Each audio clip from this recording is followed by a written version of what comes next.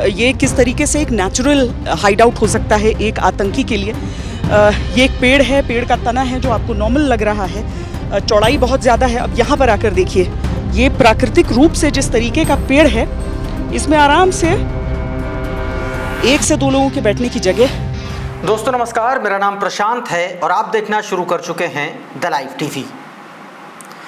एक 2-3 दिन पहले एक एडवाइजरी जारी हुई थी केंद्र सरकार की तरफ से, जिसमें टीवी चैनल्स, तमाम सारे डिजिटल मीडिया चैनल्स को एक एडवाइजरी जारी की गई थी और उसमें बताया था कि इस वक्त जब देश के हालात नाजुक हैं तो कैसे रिपोर्टिंग करना चाहिए, क्या दिखाना चाहिए, क्या नहीं दिखाना चाहिए। और ये बात मैं वीडियो की शुरुआत में इसलिए आपसे कह रहा हूँ क्योंकि अब मैं आपको एक वीडियो दिखाने जा रहा हूँ।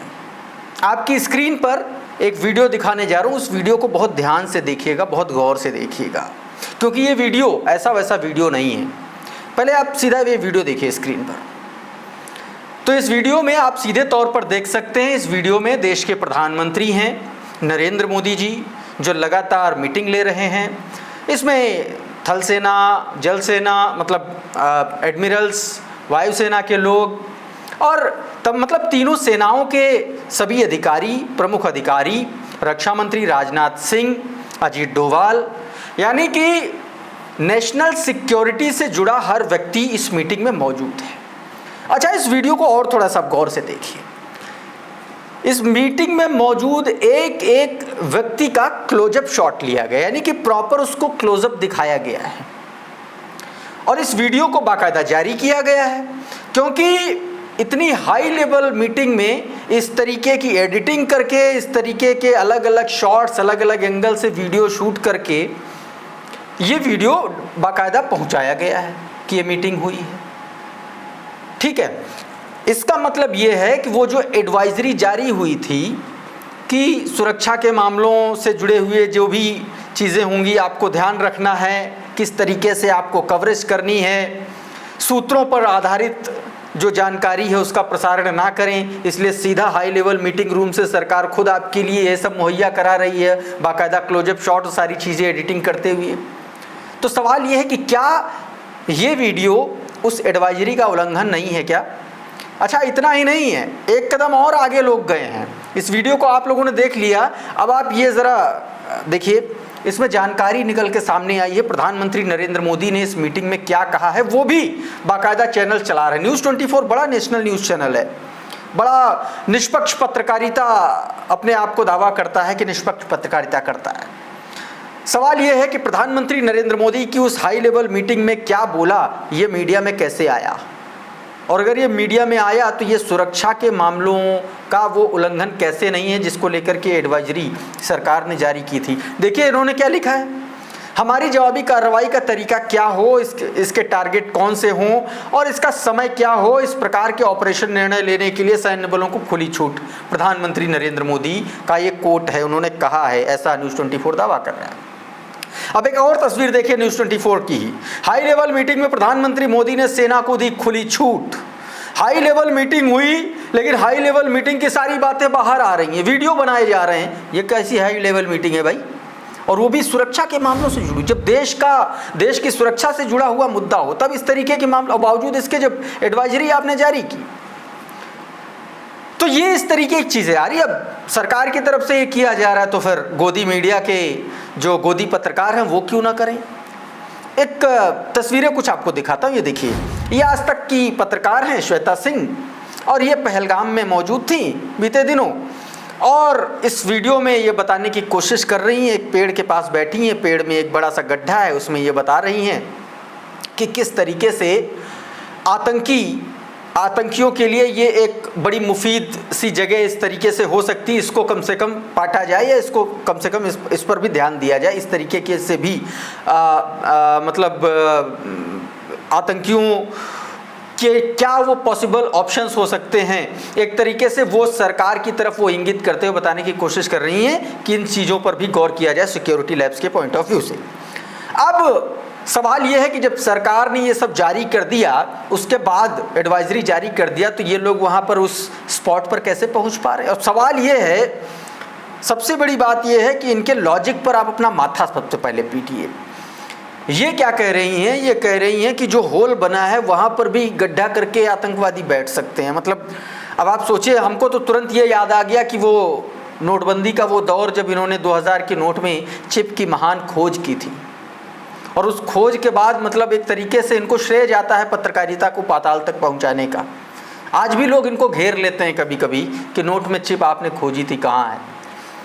तो इस तरीके की चीज़ें दोस्तों चल रही हैं। श्वेता सिंह ही नहीं, एक सवाल और उठ रहा है। ये तस्वीर आप देखिए, प्रधानमंत्री नरेंद्र मोदी हैं और आरएसएस के प्रमुख मोहन भागवत हैं। ये दोनों लोगों की तस्वीर साथ में नज़र आ रही है।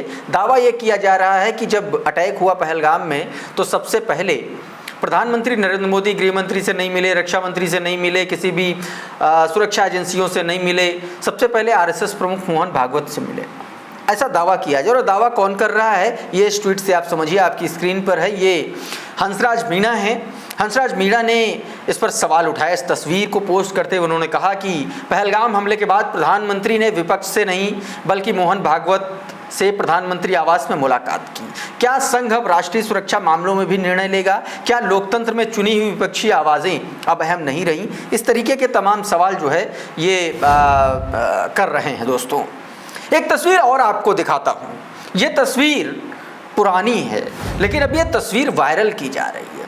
तस्वीर उस दौर की है दोस्तों जब 2005 में दिल्ली में बम ब्लास्ट हुए थे और उस वक्त तत्कालीन यूपीए की सरकार, प्रधानमंत्री डॉक्टर मनमोहन सिंह जी थे।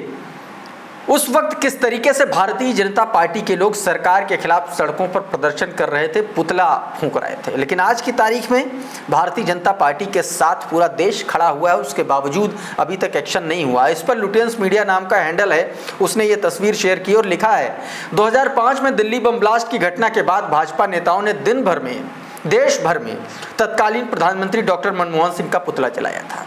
वो याद दिला रहे हैं कि कैसे सवाल पूछने वालों पर एक तरफ भाजपा के शासनकाल में मुकदमे हो रहे हैं, एफआईआर दर्ज हो रही हैं, और कैसे जब यूपीए की सरकार थी, कांग्रेस की सरकार थी, उस वक्त जब दिल्ली में हमले हुए थे तब किस तरीके से यही भाजपा के लोग सड़कों पर उतर के प्रधानमंत्री का पुतला जला रहे थे। तो बात सीधी सी है, टॉलरेंस और इंटॉलरेंस का मामला सीधे तौर पर देखा जा रहा है। एक और तस्वीर आपको दिखाता हूँ। अभी आपने देखा कि श्वेता सिंह ने किस तरीके से एक नई खोज कर डाली है पेड़ की जड़ों में जाकर के, और आप माथा पीटे होंगे, ये मुझे पक्का पता। अब एक और तस्वीर देखिए और उस लॉजिक पर भी अपना माथा पीटिएगा। ये ट्वीट देखिए। सबसे पहले कांग्रेस ने एक ट्वीट किया था, उसमें कुर्ता पायजामा पहना हुए एक स्टैचू कह सकते हैं, एक पुतला टाइप का कह सकते हैं, उसका सिर नहीं था, सिर्फ कुर्ता पायजामा और जूते नजर आ रहे थे, और ऊपर लिखा था गर्दन से निकलती हुई लाइन में लिखा था गायब। और ट्विटर हैंडल, कांग्रेस के ऑफिशियल ट्विटर हैंडल से ये पोस्ट किया गया जिसमें लिखा था जिम्मेदारी के समय। अब इस पर गोदी पत्रकार रूबिका लियाकत को बड़ा बुरा लग गया। उन्होंने कांग्रेस को, मतलब आप ये समझिए कि प्रवक्ता भाजपा का लेट हो जाए लेकिन रूबिका लियाकत देरी नहीं करती हैं, मतलब पूरी शिद्दत से अपना काम करती हैं। वो रूबिका लियाकत ने सीधे तौर पर घेर लिया अपने पर्सनल ट्विटर हैंडल से। कल की ही खबर आई थी, लिखती हैं, कल की ही खबर आई थी कि राहुल गांधी जी ने सख्त लहजा अपनाया और बेतुके और बेहुदा बयान देने वाले कांग्रेसी नेताओं पर, लेकिन ये ऑफिशियल अकाउंट है पार्टी का, बेहद शर्मनाक। जिस किसी का दिमाग है इस तस्वीर के पीछे वो बेहद असंवेदनशील, उदासीन और अशिष्ट आदमी है, ये बताने की कोशिश वो कर रही हैं, लेकिन बताया नहीं कि ऐसा क्यों लिखा। अच्छा, इसी को लेकर के रूबिका लियाकत के इसी ट्वीट को स्क्रीनशॉट लेकर के मैजिकल मांगीलाल बिश्नोई आईएनसी, कांग्रेस के ये नेता हैं, इनके ट्विटर हैंडल से ऐसा लगता है, इन्होंने कहा कि ये रूबिका लियाकत जी अघोषित बीजेपी प्रवक्ता है। इनको तकलीफ ये है कि कांग्रेस पहलगाम आतंकी हमले पर देश के प्रधानमंत्री जी से सवाल क्यों कर रही है। इनके अनुसार ऐसी घटनाओं पर मोदी जी की कोई जिम्मेदारी नहीं बनती, ये जिम्मेदारी कांग्रेस और नेहरू की है। सीधे तौर पर वहां ट्विटर हैंडल पर घेरा। अच्छा, यही नहीं रुकी रूबिका लियाकत, अब इसी मसले पर, इसी मुद्दे पर इन्होंने प्राइम टाइम डिबेट कर डाली। डिबेट में बुला लिया जो है सुप्रिया श्रीनेत को, और सुप्रिया श्रीनेत ने जो इनको सुनाया, जो कायदे से सुनाया, वो आपको भी सुनना चाहिए कि क्या कुछ सुप्रिया श्रीनेत ने कहा। सुप्रिया श्रीनेत ने दोस्तों सीधे तौर पर ये इनसे कहा कि भाई हमने किसी का जिक्र नहीं किया, ना हमने किसी का चेहरा लगाया, फिर आप लोग क्यों प्रेडिक्ट कर रहे हैं कि ये कौन है। सुनिए जरा क्या कुछ कहा है, किस तरीके से सुप्रिया श्रीनेत ने इसका जवाब दिया। ये वीडियो देखिए जरा। तो पत्रकार हैं, आपकी फिल्मों में भी रुचि है, मुझे पता है। ये जो पोस्टर आप दिखा रही हैं, इसमें ना तो हाथ है ना पैर है, एक शानदार सा आलीशान सा कपड़ा है। और यह पोस्टर प्रेरित है तुषार कपूर की एक पिक्चर थी गायब, जिसमें वो गायब हो जाता है, उससे प्रेरित ये पोस्टर है। वही फॉन्ट भी लगाया गया है। ये असलियत है। ये देखिए, आप दिखाइए मुझे। और ये तुषार कपूर की पिक्चर से प्रेरित है। तो मैं आज सबसे पहले बीजेपी से यह सवाल पूछना चाहती हूं, और मुझे दुख इस बात का है कि आप लोग भी उसको चला रहे हैं, कि सर तन से जुदा जैसी गंदी बात इनके मन में आई कैसे आई? हमने तो गायब लिखा, हमारी कॉपी में तो ना मोदी जी का नाम है ना बीजेपी का नाम है। आप उड़ता तीर क्यों पकड़ रहे हैं?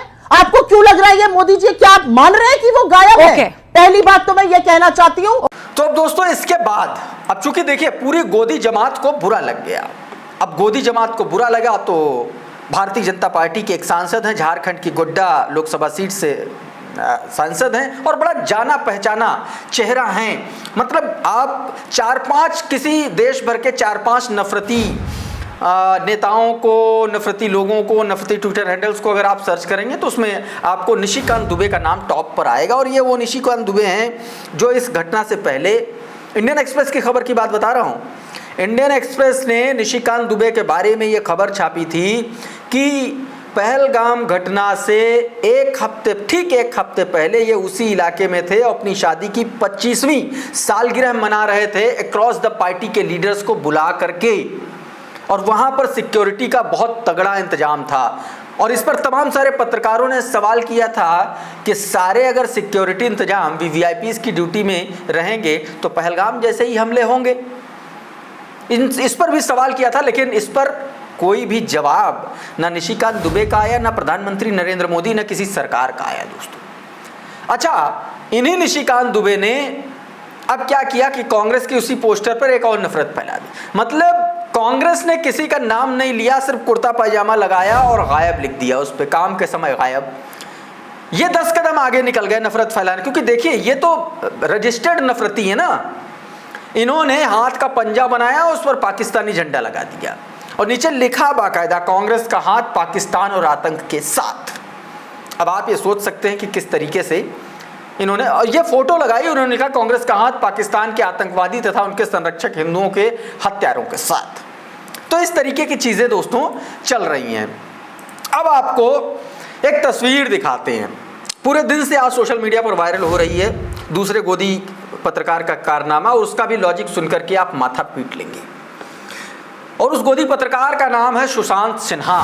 सुशांत सिन्हा अपनी नफरती बातों के लिए, अपनी बेहूदगी जैसी लॉजिक्स के लिए जाने जाते हैं, पाठशाला पढ़ाते हैं। इनका एक वीडियो जारी हुआ और ये उस वीडियो में कहते हुए नजर आ रहे हैं, अरे भाई साहब शुक्र कीजिए कि ये मोदी सरकार में हैं तो आतंकी पहलगाम तक ही पहुँचे, वरना पहले की सरकारों में तो घुस जाते थे आकर के, कांग्रेस की सरकारों में। अब इस नफरती एंकर को ये पता नहीं है कि अटल बिहारी वाजपेयी की सरकार थी और देश पर अटैक हुआ था, संसद के, देश के मस्तक पर अटैक हुआ था, संसद पर हमला हुआ था, लेकिन इस आदमी को जूते चाटने हैं। तो जूते चाटने में कोई दूसरा एंकर, गोदी एंकर नंबर ना ले जाए, तो इसलिए ये 4 कदम आगे बढ़े। अब इससे तमाम सारे लोग ये सवाल पूछ रहे हैं कि ये आदमी, इसका लॉजिक आप देखिए कि ऐसा है कि जैसे कोई माथे पर गोली मारता है तो ज़्यादा गलत है और कोई पेट में गोली मारता है तो कम गलत है। इस टाइप के आधार पर ये लॉजिक दे रहे हैं, और ये बड़े चैनल के संपादकों में इनकी गिनती होती है और इनका आप IQ लेवल देख सकते हैं। लोग बार बार कह रहे हैं कि ये पहलगाम में जो कुछ भी हुआ वो एक बड़ा इंटेलिजेंस फेलियर है। इंटेलिजेंस फेलियर है या नहीं, इस पर चर्चा तो की जा सकती है, लेकिन ये ज़रूर यकीन से कहा जा सकता है कि ये तमाम उन इंटेलिजेंस सक्सेसेस की वजह से आज दिन आया कि जो आतंकी मुंबई में घुसकर पर्यटकों को मारते थे, उन्हें आज कश्मीर के बाहर जाने का मौका नहीं मिल रहा। उन्हें उस कश्मीर में आतंक फैलाना पड़ रहा है, पर्यटकों को मारना पड़ रहा है, जिस कश्मीर के वो सबसे बड़े रहनुमा होने का दावा करते हैं, जिन कश्मीरियों के रहनुमा होने का दावा करते हैं, जिन्हें अपना बताते हैं। ये जानते हुए कि वहां टेररिस्ट अटैक करेंगे, वहां टूरिस्ट को मारेंगे, तो आम कश्मीरी मर जाएगा अगर टूरिज्म तबाह हो गया। लेकिन वो नहीं आ पा रहे, वो कश्मीर पार नहीं कर पा रहे, और इसकी बड़ी वजह है वो तमाम इंटेलिजेंस सक्सेस जो बीते 10 साल से हो रहे हैं। अब इसी वीडियो को लेकर के मोहम्मद जुबैर ने सवाल खड़े कर दिया।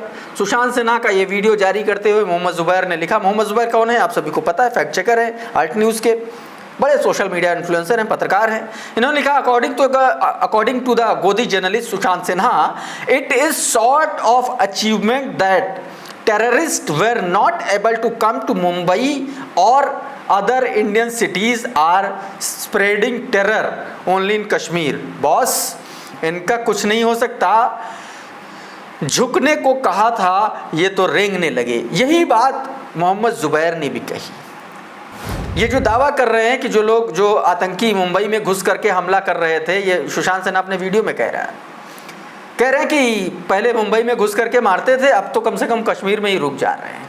इसी पर सवाल किया है कि इनसे झुकने के लिए कहा गया था और ये रेंगने लगे। दोस्तों, एक और गोदी पत्रकार के दुर्दिन शुरू हो गए। दोस्तों, अशोक श्रीवास्तव, आपने नाम सुना होगा।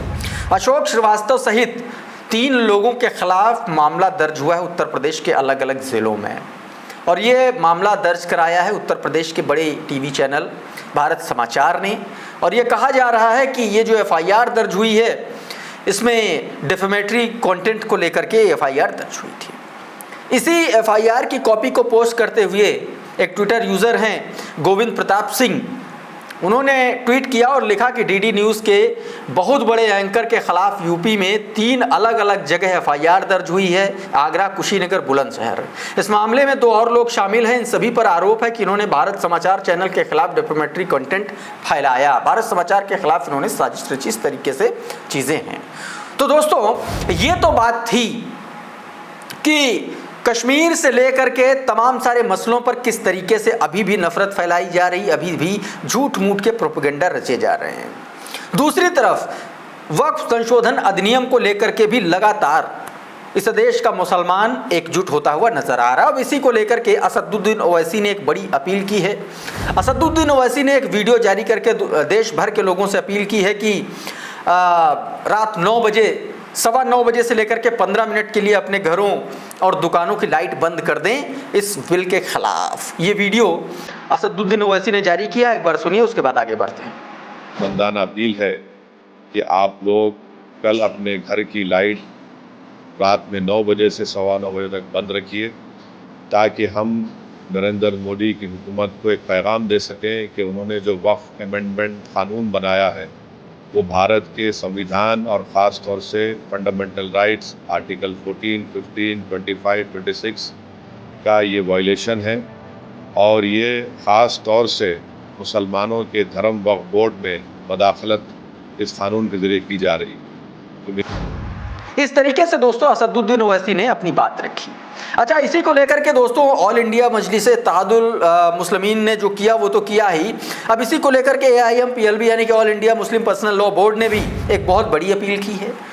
30 अप्रैल को वक्फ कानून के खिलाफ देश भर में बत्ती गुल आंदोलन, यानी कि AIMPLB ने भी वही बत्ती गुल का एक आंदोलन छेड़ा है, और उसमें ये कहा गया कि 9 बजे से 9:15 बजे तक ये दुकानें, लाइटें बंद रहेंगी। दोस्तों, ये वॉइस ऑफ जस्टिस नाम का एक ट्विटर हैंडल है, उसने सीधे तौर पर इस बात की इन्फॉर्मेशन इसमें दी जा रही है कि all India Muslim personal law board की बड़ी अपील, 30 अप्रैल को वक्फ कानून के खिलाफ देश भर में बत्ती गुल आंदोलन, रात 9 बजे से 9:15 बजे तक घर और दुकानों की लाइट बंद कर दें, आवाज़ उठाइए क्योंकि अब खामोशी मंजूर नहीं है।